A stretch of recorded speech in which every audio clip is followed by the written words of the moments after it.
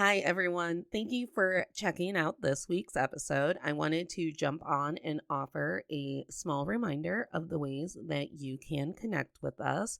The first way is our socials. So we are Men I've Tolerated Pod on Instagram and Natalie K124 on TikTok, my personal Instagram. And you can find us on YouTube and Pinterest under To All the Men I've Tolerated Before. The second way is by becoming a Patreon member. We are well on our way to our 25 member Patreon, where we are going to unlock bonus perks to being a patron member.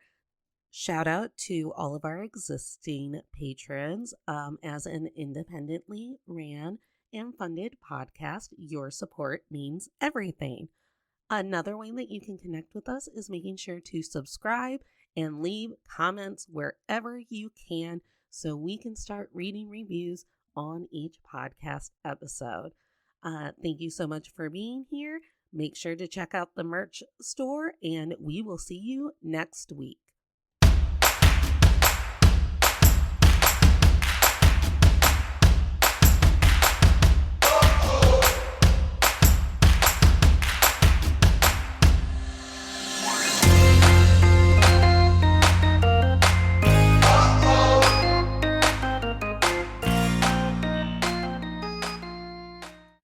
Hey, tolerators. This is To All the Men I've Tolerated Before with Natalie Katona, your weekly look at everyday misogyny. It is an exciting day because Ellen Moore is back. Ellen is the amazing host and creator of the Slut Show with Ellen Moore. You will remember her as our guest when we dished about sex toys and our partners and connected over how young women aren't taken seriously in our society. Today, Ellen is going to help me call out misogyny for allowing men to have dating privilege. Ugh. Thank you so much for having me. I'm so excited to be back on the show. I'm so excited to be talking to you again. We need to have you on all the time. Oh, you're the cutest. I'm always so happy to be here and do this with you. I'm so excited. So, I don't know how much you want to get into it, but I am assuming that due to your current relationship status, that misogyny probably played a small part into it. Oh my god, it played the biggest part ever. I wish it didn't, but it's funny because in preparation of this episode, we talked obviously, and we discussed that the first time we recorded an episode, I was single and I was talking to my what was going to be my partner eventually. Then the second time we recorded an episode, I was in a relationship with him, and now I dumped him. Dumped. So We it's a love to see it. triology. Sorry, what'd you say? I said we love to see it. I would love it if everyone just went, Natalie, today I did it. I dumped him. Like, it's the only thing I want to be celebrating. It has been such a good thing. It's been such a positive breakup for me personally. It has been such a power move. I'm so happy I did it. It gave me so much perspective into what I need and most importantly what I do not need in a relationship and in a partner, and it has been a journey. I can imagine. I don't know what it's like over there across the ocean. But over here we have such a rigid and steadfast view of dating and relationships where it's like if it didn't end in marriage or like a lifelong commitment, then you almost got nothing from it. And then what it does is it shackles us into these relationships that we know are either toxic, boring. I love when we're just bored in our relationships, but we're like, well, this is what I'm doing. Um, and things like that. So to hear you say that the breakup was so empowering, and it's like we have to start changing the narrative on how we view the ending of relationships. I could not agree more. I feel like a lot of the time that is indeed what it's like presented as. You date to marry, but sometimes that's not the case. And honestly, most of the time that's not the case, because how often does it happen that you meet the person immediate like that you're going to spend the rest of your life with immediately? Like it doesn't necessarily happen that often, I think. I don't have the statistics on it, so don't like call me out on the facts, but I mean, dating brings you life lessons. It brings can bring joy, it can bring excitement, it can bring pleasure, it can bring a lot of positivity, it can bring so many things besides marriage and having to spend the rest of your lives together. So, I do think it's really important to also discuss how a non-successful relationship, quote unquote non-successful, can be very beneficial. Right. And whenever I would like get over a breakup very quickly, and people would be like, "Oh, so I was like, "I've just processed it. This is what I learned from it. This is what I don't want from it. And now I'm ready to go." But I think that this ridiculous notion that I'm dating you, basically I'm on like you are interviewing me or I'm auditioning to be your wifey or whatever.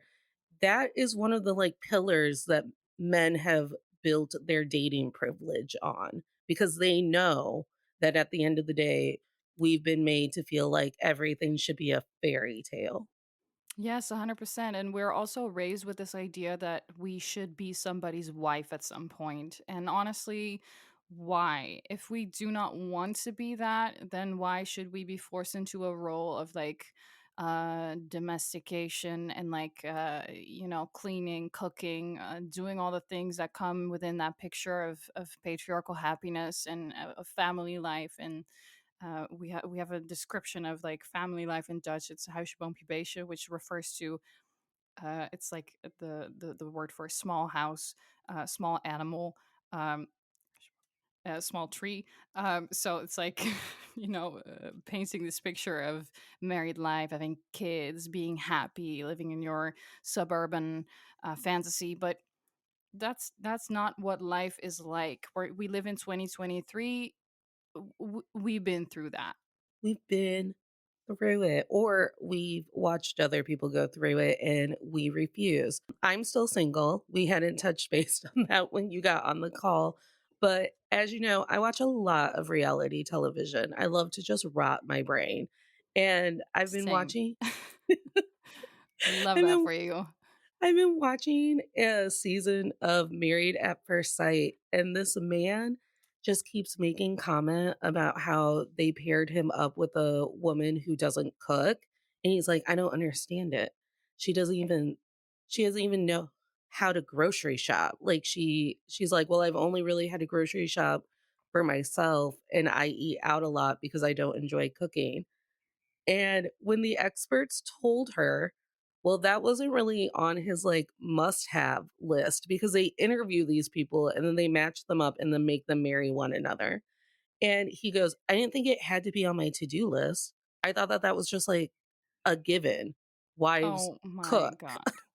Oh my but, like, does he cook? Can I we ask think it back? Does no. he do groceries? Does he cook for her? Does he clean the house? And I think that's the thing. It's like, what were you doing before you were wifed up? Like, Was your mom doing it for you? The hell? yeah. So, and I think that's one of the frustrating things for me too is when you enter into a relationship and they just like assume that they get to take a back seat on whatever their life was beforehand and you've got it. Like, you've got that right. No, you enter into a relationship and then men have societally been handed an idea of what marriage, relationships, dating are supposed to look like. And so they like take their entire life where they've been trying to feed themselves and trying to also run a household or whatever. And they're like, oh, thank God that's over because now I have someone else who's going to take that over for me. I mean, I sympathize with men in the sense that it is I can't imagine what it's like being raised in a society, being taught that you should not have any feelings, and if you have them, you should suppress them and not talk about them, and that wives are your future and they should take care of you. They are the ones that raise your children and clean your house and cook your dinner, and get your groceries and do your laundry. Like, it's this bizarre notion, like they have been raised with this fantasy picture of what the patriarchy has forced upon us for so many centuries and centuries. and to now come to the conclusion that that is not what women want anymore, and that it may have never been what they wanted in the first place, but we were constantly being put down. We were not being taken serious as serious candidates for jobs. We were not being taken serious as anything outside of that role of being a wife and being a caretaker and being a caregiver. Um, and to come to that conclusion that, oh shit, maybe that's not what women expect nowadays. And I feel like the political climate is not at all helping in that sense. It is contributing to the problem. It is aggravating it. And oh man, life in a patriarchal society can be a pain in the ass. Well, and talk about like dating privilege coming from the top. When it comes to living in a patriarchal society where we'll base our laws and regulations around what men are feeling, currently, instead of like men getting together to be like, why don't women want to date us and then have our children? They're just like, we'll just stronghold them into having our children and outlaw abortion. And then they have to deal with us. Which is completely bizarre, because why in the first place are men making decisions about what women should be allowed to do with their bodies? Isn't that entirely up to women? It is Hmm. irrelevant what you did to our body. You still do not have any say in what we do with our body. It's ours. Fuck off. You really, like, we'd never asked for your opinion about it. Never. Fuck all the way off. And as you know, I am petty. So if you think you're going to strong arm me into having your baby, I've been saying out loud at every social gathering, like, men aren't allowed to ejaculate in my presence until we all have abortion rights. Like, you have to be in a completely separate room, state, household. No man is ejaculating and getting pleasure anywhere near me until I can rectify all of the mistakes he'll heap upon me. And understandably so. What is that like for you right now? Like, what are the abortion rules where you live? So, right now in Ohio, I at trivia on Wednesday signed a piece of paper that if it was a petition to say if you're going to talk about taking away and regulating abortion, you at least have to put it on the ballot so it's up to the popular vote. Mhm. So there's been rumblings, there's been talking. As far as I know, it's not outright outlawed yet, but we're already preparing for it to be outlawed. So we're like, if you're going to try to outlaw it, you're at least going to hear us and you're going to let us vote for it. Rightfully so. And I mean, you also have to, like, in that sense, plan ahead, because if abortion is going to be outlawed in like the next coming weeks or months, then your sexual behavior also needs to adapt based on that, which is bizarre, because now it is literally a matter of what you decide to do with your genitals, Hmm. which what? Well, What? it's not stopping at abortion. It's one day it's abortion, the next day it's let's go back to insurance companies getting to decide whether or not they cover birth control and preventative measures. Let's make sure that we decide that plan B and those types of contraceptives are also considered abortions. And additionally, by outlawing abortion, you don't stop abortion. You just stop safe abortions.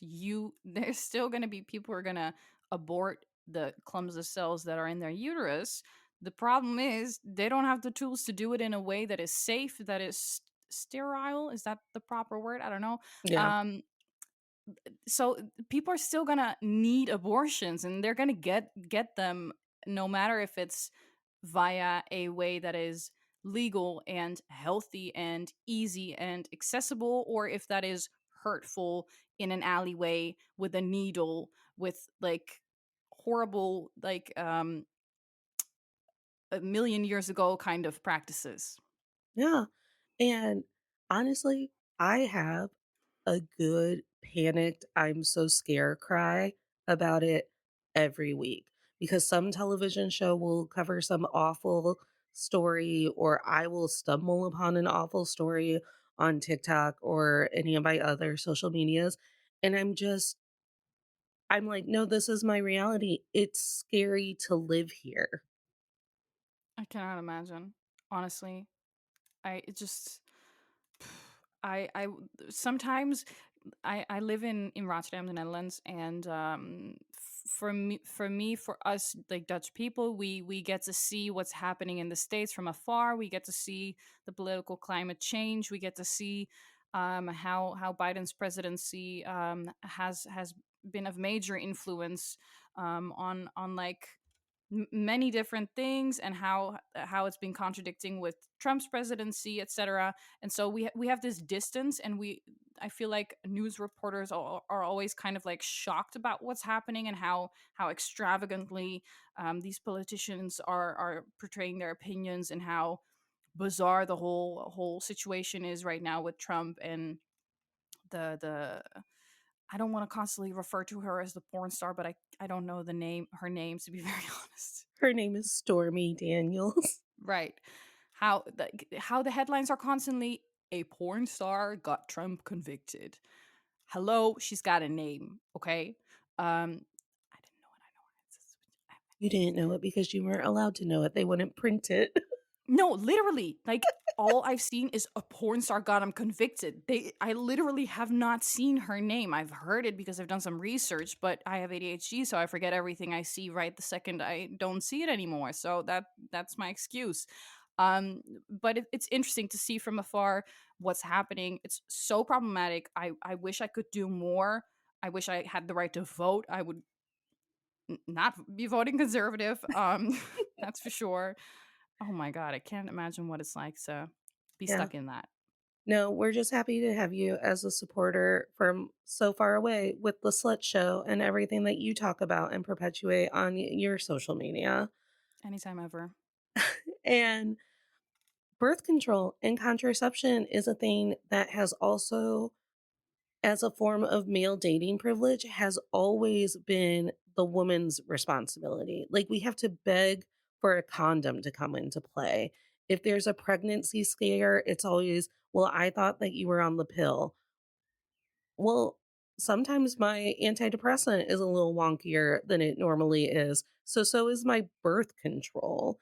And it's always, and I, as a woman, have learned to become more comfortable with those conversations, but it's also that I'm always steering those conversations. It's, I'm using a condom unless we're committed people and we've been committed for a while.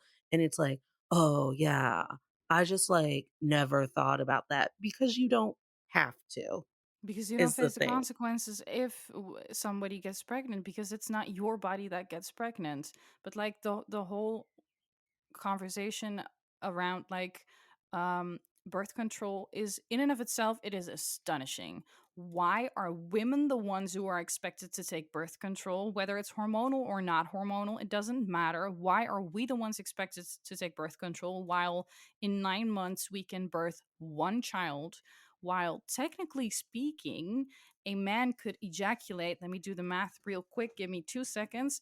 Okay, let's say a man ejaculates 2 times a day. Let's keep it very modest. Okay, so 2 times a day. Then we have 30 days in a month, roughly. Then we have 9 months. That is 540 pregnancies. Why the fuck are we the ones that are supposed to take birth control while we are 540 times less likely to produce a child as a result of not taking that birth control? It is honestly bizarre. I It's just can't. It's bizarre, and that math seems to be what Nick Cannon is using to convince women that he should be knocking them up. Nick Cannon has a new woman who is having his baby, I swear, every 3 months, and it's like, "Where'd you find her?" Like, Well, so he should be the well, poster well, child well. for male contraceptive. Um, but yeah, it's, and then taking it back to just the dating structure and how we view dating in our society, our media, and what young women are taught. Every time I'm watching The Bachelor and one of the women goes, I was really thinking about it today, and I also get to choose whether or not I like him. And she has to say it out loud like it's a movement and a moment because it is. we are constantly put into these positions when we're like, he'll tell me if he likes me, and then that will validate our relationship. He'll tell me if we're dating, and that will validate whether or not we're in a relationship. If I bring up what I want to label that relationship or how I want this relationship to go or whatever, I've been told I'm needy, I'm scaring him Mhm. away, I'm jumping the gun, I'm making him panic. Like it all has to be around them and their fear of commitment and their No imposed matter upon fear of commitment. no matter what we do, it's not good. If we tell people that we have feelings, that they're too soon, they're too strong, we're feeling too much, we're being extravagant, we're being emotional, we're overreacting, we're getting strings attached that should have never been attached in the first place, we're they're they always come up with new excuses as to why whatever the hell we're doing is wrong. And I just, if you like somebody, tell them. If you're not interested, tell them. If you want to fuck with them, tell them. Uh, Communicate. For fuck's sakes, begin communicating, please. Oh my god, ladies and gentlemen, it's really not that hard. It isn't. It's like daily check-ins. Like, are you dating other people? No. Well, good news. I'm also too exhausted to date other people. Do we just want to officially say that we're only dating one another, or do we want to keep it open in case I get more rest and decide I can date more people than you? I think we're Right. so scared of what everyone's answer is going to be that we Mhm. never ask a question. Like it really begins with communication, and that's the thing. If you're raised in a world where you're taught that your feelings should be ignored and suppressed and should not be communicated about, then of course you're not going to share your feelings with people. And if you never share your feelings with people, then doing that for the first place is going to be really scary and it's going to be super hard. And of course, that's going to cause so many communicative problem. Oh my god, communicative problems because you've never done it before, and everything you do for a first time is going to be hard and you need practice in whatever it is you do for a first time. But it is a matter of doing it and practicing and asking for help and being open to maybe you're wrong, being open to the thought that maybe there is a woman who has more knowledge in that regard. Maybe there are other people who are just more of an expert in that area than you are, and that is okay. You're not less of a man, you're not invalid. It makes so much sense for you to be that way because you're raised that way, because your entire surrounding is supporting your ways and building you up by constantly contributing to all these things that are going on. Um but you have to get out of it. You have to like zoom out and take a look at your behavior and realize how toxic masculinity is a widespread concept that affects so many different areas of life. And even if toxic masculinity isn't making you a cruel person to date or an abusive person to date, I can say, as a woman who uses dating apps, it's making you a boring person to date because here I've been trained my entire life not to choose men, but to catch men and to be the pretty one, the charming one, the funny one, the one who keeps conversation going. Unless he doesn't like talking, then it's just sitting in silence and sipping coffee, looking at one another until he decides he's going to talk to you. And you have been conditioned to feel that like, well, women will just be attracted to me and then that is the end of the journey for me. And even unattractive men, even nerdy, geeky, like any of the things that we were worried about being in high school, all of our sitcoms and our television have been all like, don't worry, men get to look and act like anything they want, and someone somewhere will still marry them. I cannot even. I honestly do think that men as a whole have a major problem in dealing with their emotions. And I think that toxic masculinity is merely a way that, like, it's a symptom of the, like, all this behavior is are symptoms of one thing called toxic masculinity. I think if you've never, if you've always been taught or told or validated in the fact that everything you do is correct, everything you do is backed up by laws, by television, by behaviors of women, you do just stop deeply reflecting on yourself. The men who have ended up being the meanest to me at the end of our relationships are truly men who just never thought that they would have to have gotten to know themselves and maybe put forth some effort in order to keep me around. Right. It my god, it glorifies so many different unhealthy habits.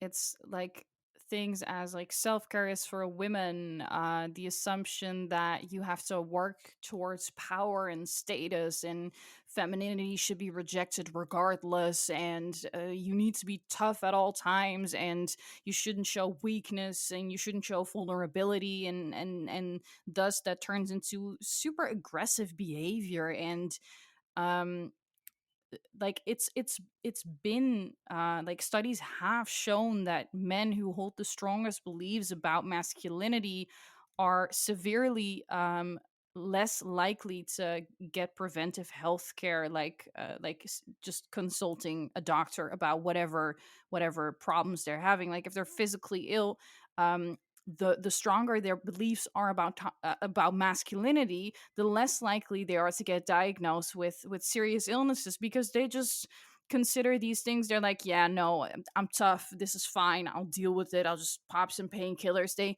waver it off the table, but it's also a serious risk to their health, not just physically, but also mentally, quite obviously. So like men needs to beware that I'm not saying, oh, this is toxic masculinity because it annoys me. No, it also is causing major problems in your life. It is making you face things that could go a lot easier and healthier, and you know, It is. there are other ways to deal with your shit. There are other ways to deal with your shit. I think one of the benefits of being a woman in my 30s is I have all of these data points that is like the timeline of where we've come when it comes to heterosexual relationships or how men are interacting in the world of romance and dating. And there's this new phenomenon that I'm seeing in men that I know who have been married and are still with that partner and have been married for a while, or they're just dating friends of mine, or they're just around friends of mine. And they they're very much well aware that in the year of 2023 women are demanding more and we're putting up with less and we're getting divorced at quicker rates and we're very much in a position where we're making our own money. We've gotten into the stride of not needing you anymore, and that they know that they feel negatively about that because it directly impacts their desirability, but they don't know what to do with those feelings because it's almost become taboo to be like, I mean, I'm just really sad that women don't want to put up with me because saying that out loud is ridiculous. So I see men, and I've told my friends that they need to watch out for it because we'll be out, something will be going on or whatever. And then a woman has either taken up too much space, been a little too smart, been a little bit too funny and charming, has been a superstar of the moment. And the man who is directly attached to her gets quiet, gets real like seething in a silent anger, withdrawn, and then you have to like baby and bait him back into the moment. And I was like, that's the scariest anger of all. The seething silent anger. That's what kills. Having to like you said, baby them into normal behavior again, having to tiptoe around them, walk on eggshells in order to not piss them off and make them turn into this raging attitude version of themselves. It is bizarre. Honestly, get some fucking therapy. Like it's been it has been like research has shown us that men are 3.5 times more likely to commit suicide than women are. Men commit 90% of all suicides in the US, and 77% of all people being murdered are men. That also means that the problem really isn't women being overly emotional. No, it's men being completely unable to deal with their own emotions and thus um, calling us overly emotional because they have no clue what to do with themselves, and they're like, "What the hell? Well, how do they do this? Now that is overly emotional. Why would you ventilate your emotions? Why would you talk about them? Why would you cry? What is that? That's bizarre." No, it's not. It really isn't. It And really back isn't. back to the Married at First Sight episode. They have these like I don't know if you're familiar with the show, but they have these experts that are supposed to help the newly married people who never knew one another, never saw a picture, nothing before they stood at the altar. And a lot of the women were had the same baseline complaint where it's like, I don't want to have sex with him or enter into some sort of physical intimacy because emotionally, I am not getting my intimacy needs met. And Mhm. finally, one of the older female experts, Dr. Pepper, who I'm usually on board with and love, she just basically said, she's like, listen, the men in our lives, they're not our mothers, they're not our best friends, and they're not our sisters. So, whatever intimacy they have offered up with you, you have to notice because that's really all they're capable of doing. They're not capable of doing it. And what a dangerous like precedent to set for women, let alone the hundreds of thousands of people who are going to watch the TV show. I go, you just told women if you know your emotional needs aren't being met, just don't have them or go hug your mom. Being in a relationship is more than having sex, and like you need like an emotional relationship. Like the emotional part of a relationship is, if you ask me, like at least 80% of your relationship. There needs to be an emotional relationship. If that's not there, honey, I wouldn't call it a relationship. Right. I'd call it a fucking around and finding out type of thing. I Your because think of flatmates, your fucking flatmates. because Don't think even call it a marriage. Because when I like break up that idea of what emotional intimacy means to me, it's my feeling of being safe in a relationship, my feeling of getting to be myself and knowing that that's going to be accepted. It Love is so much more than Snow White getting made out with while she was asleep. Where's the consent in that though? We're like, this is one of those Snow White being m- kissed while she was asleep. People are like, why are you making this a big deal? Well, because if I'm being kissed by a stranger I've never met while I am asleep, I call that sexual harassment. I would, if it goes further than that, I would maybe call it the horrible R word. Like, obviously that is problematic, and not admitting that that is hella problematic. These are microaggressions. These Yeah. things of like it's glorifying this idea that consent is optional. It's not. Consent should be mandatory at the very fucking least. I'm sorry for swearing. I need to really stop that, but Why anyways. would you ever stop swearing on my show? We Oh, love thank you. swearing. We Well, love it. fuck yes. Fuck Fuck yes. yeah. No, we have um to start swearing about the patriarchy because it's fucking goddamn ridiculous. I couldn't agree more. TikTok's not a big fan, but whatever the hell. TikTok isn't a big fan of women, people of color, and the gay community in general. They're just, It's called oppression. yeah. I So, love TikTok. It's telling me exactly where I need to park and how I need to dress for the Taylor Swift concert that I'm going to this summer. But at the end of the day, I'm like, if I stepped out of line, I mean, TikTok already suppresses me because I'm like, what if women had rights? And they're like, no, we don't stop. We don't need that. we don't like that. No, no, no, no, no. Let's not show people any of the videos now because that's not an opinion we support.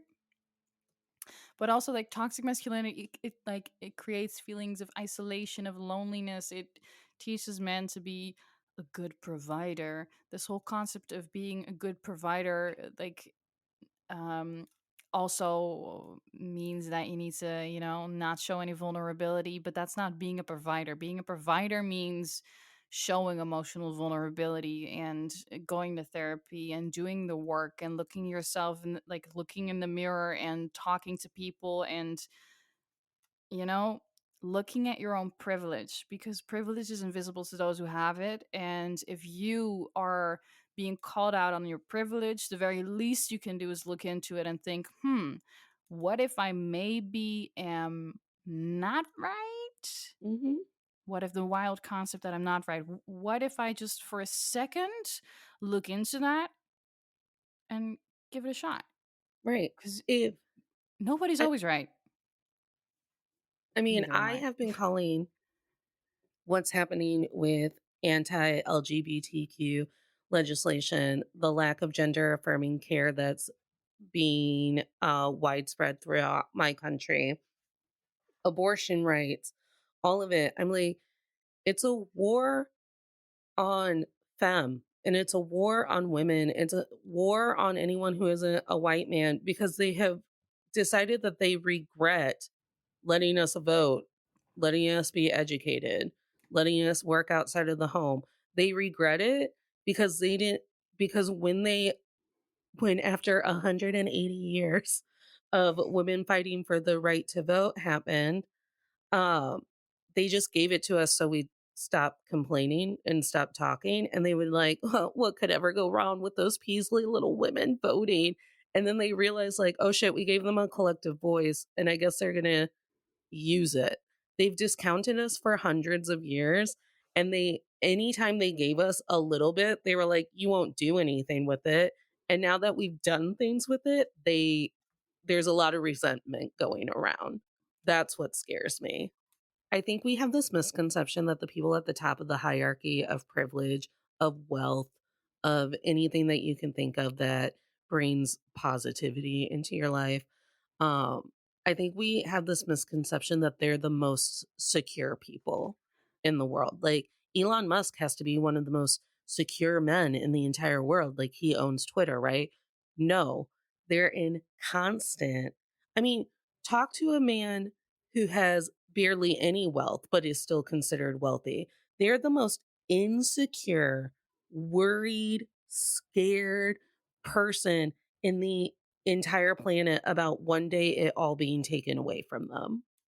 And that just goes to say that if you're not emotionally content with yourself, with your life, if you're not happy overall, then it doesn't matter what's on your bank account. It doesn't matter how big big your house is. It doesn't matter how expensive the car is that you drive. It doesn't matter how hot your porn star model girlfriend that who's 30 years younger than you are is. It all doesn't matter. It really is what's in your head that matters most down the line. Yeah.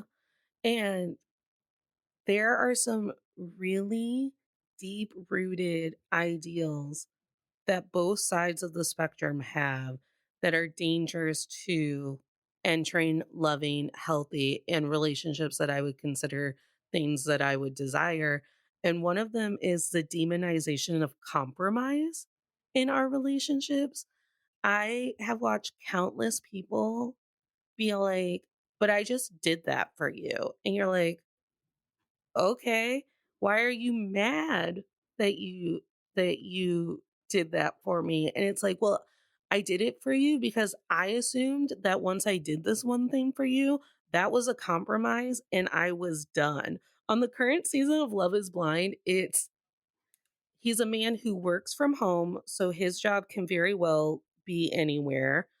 Um, and his family isn't local or anything, and he's in a relationship with a woman whose family is in Seattle, her job is in Seattle.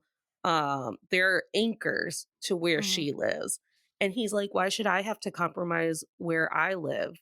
And it's like, Mhm. well, literally just strategically it makes sense. So why are not doing it then? Because he feels like he shouldn't have to. He Oh feels my like god. he's made enough sacrifices. She was his second choice. And and it's that for me. It's, haven't I sacrificed enough for you?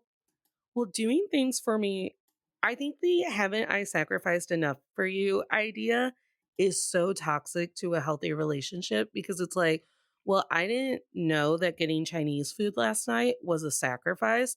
I thought we were just picking dinner. Oh my god. Right. I At the end of my relationship, I in a desperate attempt to fix what was left of that relationship, I I wrote my now ex a letter. A To be precise, 4,086 word letter that is 9 pages long, written Wow. out, typed, um, explaining toxic masculinity as a concept, explaining how it applies to him, how it would benefit him to unlearn that. And in preparation of this episode, I got that as a little, backup information. And as we're talking, I'm skimming through these things to also like support the points that I'm trying to make, right? And I'm reading this, and you said earlier in the episode, you said that we tend to mother men, and Hmm. now this 9 page long letter is the perfect example of how I too always end up mothering the men in my life. And after my last relationship, it's done. I'm not mothering nobody with a penis no more. If you're my friend and we have a relationship that is based on mutual respect, in which I get things and you get things from me, I get things from you, then good. Fine, great. Let's talk. Let me be your therapist real quick cuz you're my therapist sometimes. Fine. But I refuse to settle for uneven relationships in which I am the therapist and they are going to therapy. Honey, pay somebody to be your therapist because it ain't me anymore. Right. And all I could think of is, and I've said this, not to, we were talking about someone else's behavior.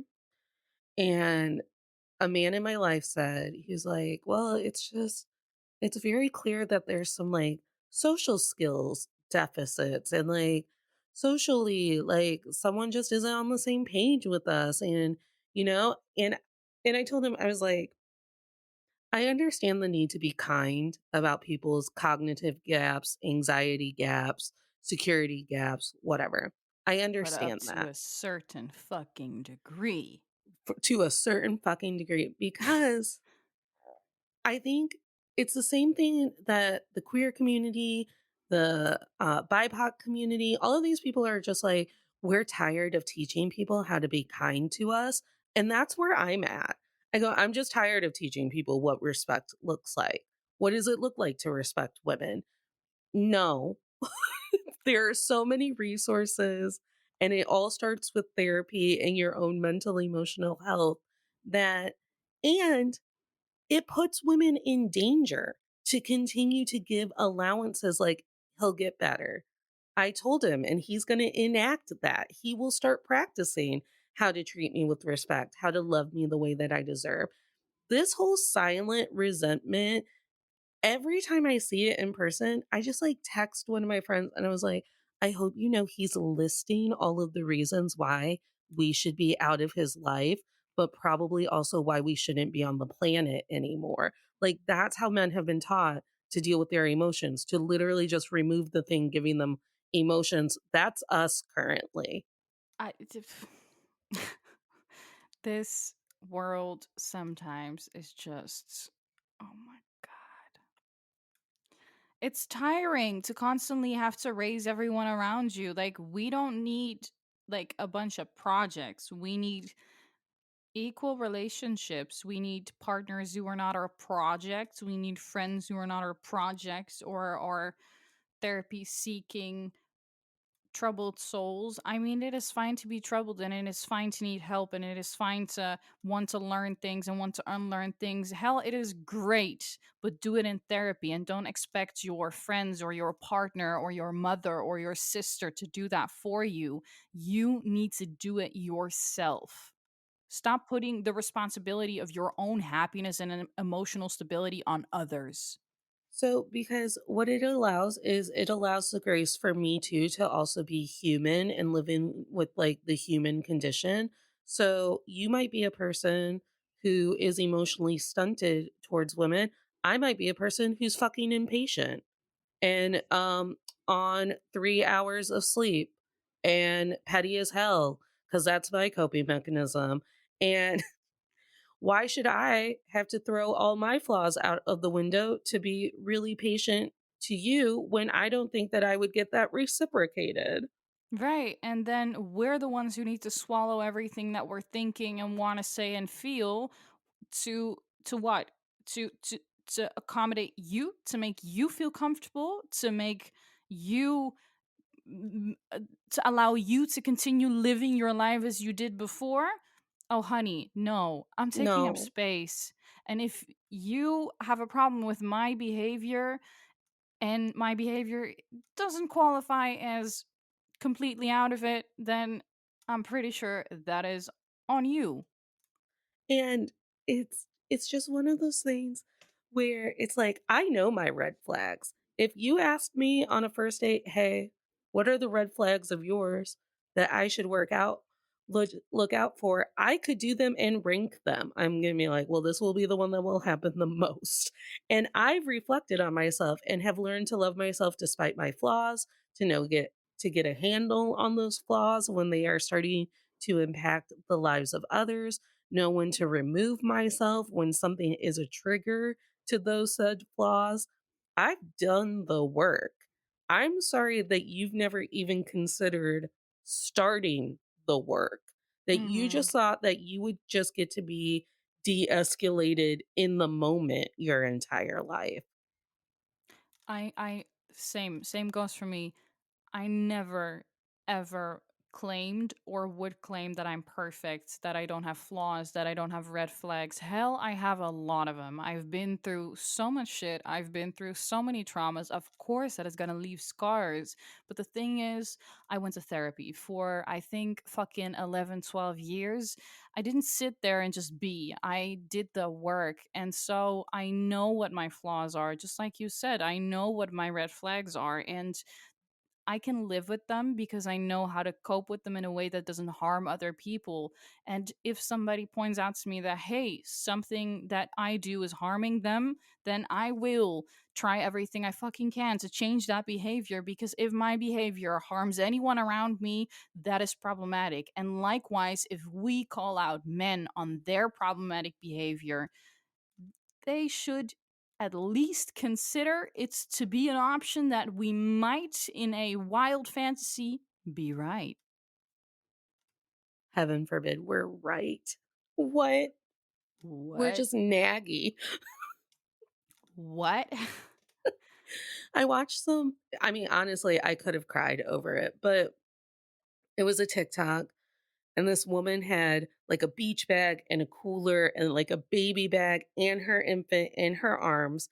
And she was trying to get the toddler out of the car. And the toddler, and we've all been there. I stepped on the cat yesterday and honestly, like, fell to my knees and was like, I'm so sorry. And I will just go to bed. I will ground myself. Like, I'm done. The toddler, like, got out of the car, I think, quicker than she anticipated and got behind her. So now this woman who has, like, literally every item she owns blocking her peripheral vision has tripped over her own toddler, holding her infant, knocking said toddler to the ground as she's falling. And her husband is just like, um, playing Candy Crush on his phone as she juggles their entire life in her hands. And I was like, that motherfucker. Because, and a woman stitched it and she's like, stop asking us why we're divorcing you. Stop. Stop asking us why we're angry. Right. Stop asking us why. Oh my god. This, like, I would love to get that video. This is the prime example of why women have begun to stand up for themselves, because this we just don't tolerate this shit anymore, and rightfully No. so. And it shouldn't be, because also what ends up happening, and women wrote it in the comments, and they're like, could you even imagine telling him it would have been nice to have gotten some help? Because then it's, you're always on me for something. Nothing I do is ever right. I like, how was I supposed to know that you needed help? You didn't say anything. Okay. I don't even know what to say to that. I I know. don't even know what to say to that. Because I'm throwing out the goddamn script. All of the things that we've been told to just be like, well, you really need to look, you have to hold their face in between your two hands, and you have to make sure that they're making direct eye contact with you. And you have to go, when my hands are too full to carry all of the groceries, I would like it if you took some of the groceries. And I promise and I vow in front of God, our family and friends, and this person who got officiated on the internet to ask you every time I'm carrying all of the groceries for you to help, because I understand that you won't consider me at all during the course of our marriage. It is bizarre to me. It is just bizarre. I know that I've said that sentence like 20 times already. Like, take a shot every time I say something's bizarre, but this shit is fucking bizarre. It's bizarre. It's bizarre that I hate saying that it's been allowed to have gone on for so long, because that makes it like our responsibility, because we're Mhm. always being the ones taking responsibility for our own oppression, our own murders, our own assaults, all of it. It's like, well, did you try? Did you try to appease the men a little bit harder? But it's just so odd that you and I are talking about it in 2023. I can't get over it. Why is this a conversation that we still need to have, and like urgently need to have? Why did I end up writing a 9-page letter explaining toxic masculinity to my goddamn ex? Oh my god, the hell? Because he because I would bet that he was well aware that toxic masculinity is a thing. They just always assume it isn't their problem. Not me. I've never hit anyone. Not me. I've never cheated. But you're still living in the system. And also, yes, you. Also, yes, you. We Truly, though. also, yes, you. We are rounding up on the hour. So let's go ahead and move to the ending part of the show with our manifestations and takeaways. Positivity, I like it. Positivity. Woo! As someone who is living in the year 2023, what has been your best takeaway to offer to people about what it means to be in a relationship and dating in a world of male privilege? Well, um, if you explain to your partner how their behavior stems from toxic masculinity and they waver it off the table repeatedly, to a degree that they begin gaslighting you that the things that happened didn't actually happen, then honey, it's time to get the fuck out. It is. That's what I learned. Yeah, it is. And I'll buy you a present after it happens. I'll throw you a party. Sis, dump I him. We'll throw you a fucking hella epic party. honestly, like, dumping men is part of the revolution. It is an act of discourse. And I It is couldn't agree more. rebellion. Yes, it is. And I am Maybe here for it. Maybe that's my takeaway. It's like breaking up with men is in fact part of the revolution. But I also think my my big takeaway is you get to feel like they're boring. You get to feel like they're not someone you want to be in a relationship with. You get to look at this person and ask yourself every day, do I even like you? And if the answer is no, or even maybe not like a week, maybe, then I gotta go. Life is short. Climate change is real. Um, we live in danger every day as women. I gotta go. We are all gonna inevitably die. We are all gonna be subject to climate change, to all the horrible things that are happening to women globally, to oppression internationally. It is, honey. We don't have time to stick anywhere where we're like brain fart. We don't have time to stay anywhere that in any place that doesn't celebrate us, honey. If it doesn't bring you money, orgasms, happiness, or whatever else positivity, Get out, out. run, get the fuck out. Bye bye, bye, Felicia. We will be the first people to buy you a present. Yes, queen. Yes, dump him.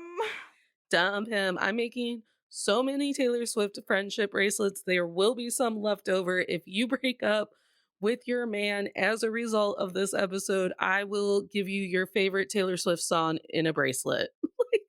Take this. If you, as a result of this episode, decide to break up your relationship with some dude of whatever kind, I will personally stand to it that I will send you the postcard collection that we have to offer on the slutshow.org.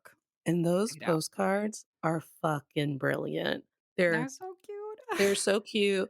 If people actually use them to send like lovely postcards to their friends, amazing. If I would frame them in my home. I feel so honored. I feel so honored. What is your manifestation? What are you hoping for the collective as a whole?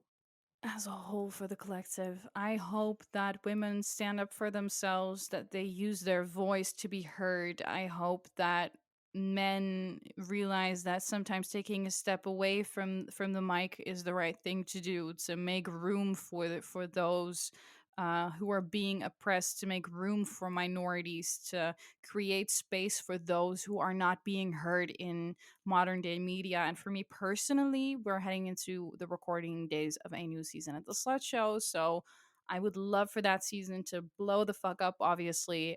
But mainly, if it helps just one person, that is everything I did it for. So, yeah. Yes, I love that you're already going back into another season. Your show is so needed. I think my manifestation is if Ellen's going to say that they're going to give us an inch, then we're going to take a mile. So every time we see a little bit of room, we claim it. Every Hell yes. time we're sitting at a table and someone says something ignorant, we have a fact to battle their ignorance, whether it be about domestic violence, whether it be about laws that oppress women, whether it be about the emotional labor that women do compared to men in their relationship. We are coming every day ready.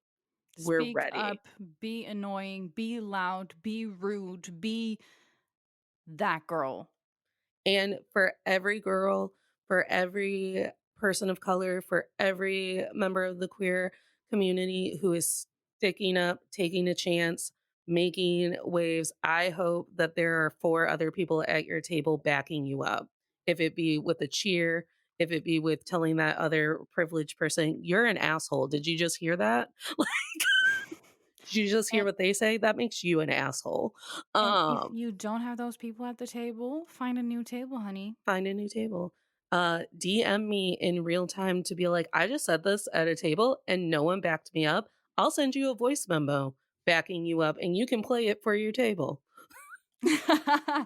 I'll send you one too.